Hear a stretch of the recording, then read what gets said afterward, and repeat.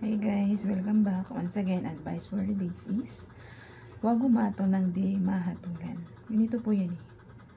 Ang taong palahusga sa kapwa-tao niya, hinuhusgahan niya na ito kahit sa hindi naman niya ito kilala, ay masama po yun.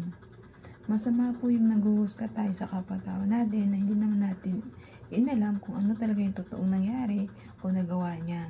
Basta naninira na lang tayo, hinahatulan na lang natin siya kahit wala siyang nagawang kasalanan.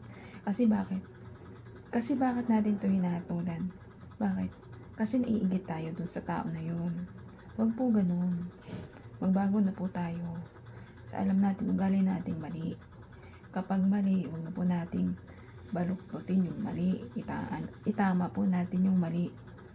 Kapag nakagawa ka sa kapwa-tao mo ng hindi maganda, gumawa ka at bumawi ka ng kabutihang kalooban mo o mabuting gawa. Gumawa ka ng mabuti sa kapwa mo. Once na gumawa ka ng mali, palitan mo ito ng mabuting gawa. Pakita mo siya ng mabuting gawa. Tumulong ka, unawain mo siya. Huwag kang magtanim ng sama ng loob o galit sa kanya o puot sa kanya. Kasi bakit? Masama po yung kasalanan po sa mata ng ating Diyos Ama yun at Diyos Anak at Diyos Espiritu Santo. Ganito po yan, ang Diyos Espiritu Santo ay gumagabay sa atin, tumutulong sa atin para mapunta tayo sa matuwid na landas. Lalong-lalo na yung mga salita ng ating Diyos Anak at Diyos Ama, tinatinin natin sa isip at sa puso natin para hindi tayo magalit o mainggit o magtanim ng galit sa ating kapwa-tao. Isipin lang natin parati yung ikabubuti ng kapwa-tao natin para mapabuti ito. Huwag tayong gumawa ng masama para sa kapwa natin. Huwag natin silang i-judge batay lang sa nakikita natin o naririnig natin na hindi naman totoo. Batay lang sa chismis. Huwag po tayong bumatay sa chismis na mali-mali. Bumatay po tayo, mag-search po tayo, alamin po natin kung ano po ang kaso o problema ng isang tao na yun, bakit niya yung ginagawa. Baka may malalim siyang pinagdaraanan sa buhay niya, kaya nagiging ganun ang minsan ang napaparating sa ating balita, pero hindi naman pala ganun. Paninira lang pala ng ibang tao na galit sa kanya, nasisiraan siya, pinapakalat lang na gano'n, diba?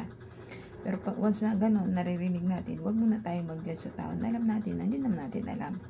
Alamin natin muna maigi kung totoo ba ito o hindi bago tayo mag-judge sa tao na masama ito. Kasi kapag nag-judge tayo, hindi mo naman alam kung bakit. Basta kigaya ka lang din. Masama po yun. Alamin mo muna, i-search mo muna kung totoo yung ginagawa ng tao na yun, naninira at nagpapakalat sa kanya. Nakikisali ka rin sa mga alam mo na chismis lang, mapaparusahan ka rin ng Diyos Ama natin, Diyos Anak, di ba?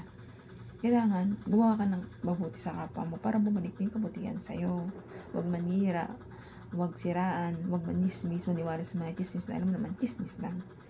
Kaya ikaw, habang maaga, magbago ka na, magbalik loob ka sa ating Diyos Ama, at pagsisihan lahat ng mga kasalanan mo dito sa lupa. Kaya hanggang dito na lang po aking advice. Ingat po tayong lahat, and God bless.